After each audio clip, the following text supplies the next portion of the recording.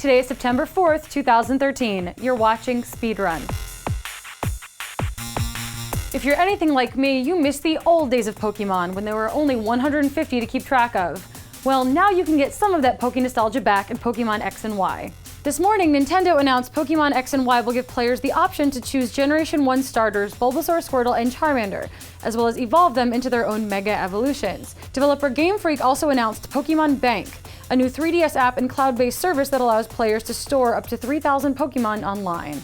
Pokemon Bank will require an annual service fee and will get a free trial in North America at a later date. We are also getting 2 brand new Pokemon X and Y themed 3DS XLs. That's Poke Overload. As if he didn't have enough stories to chase already, Polygon's Charlie Hall went in search of Satoshi Nakamoto, the mystery figure and creator of Bitcoin. He paints a vivid picture of the virtual currency business and how it functions, and shares the knowledge he learns from the handful of people he speaks to, including Russian security researchers, Valve's former economist in residence, and those currently assisting CCP Games with EVE Online.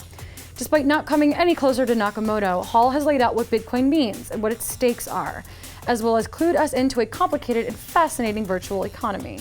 Some of Charlie's interviewees will be available for reader questions tomorrow, so if you've got one, drop it in the comments on the feature. Red Barrel's survival horror title Outlast is all about being chased, but don't let that simple premise trick you into thinking it's not absolutely terrifying. Players will explore this gore-drenched asylum searching for answers to its demise, armed with nothing but a night vision camera and your wits. Well, maybe not the latter. The asylum's patients aren't incredibly violent and enemies aren't terribly lethal. You can last for several hits, but you'll still need to run away. In the end, while numerous checkpoints mean you're not necessarily worried about dying, there are some genuine scares to be had. And that was Wednesday. Happy Hump Day, Polynauts.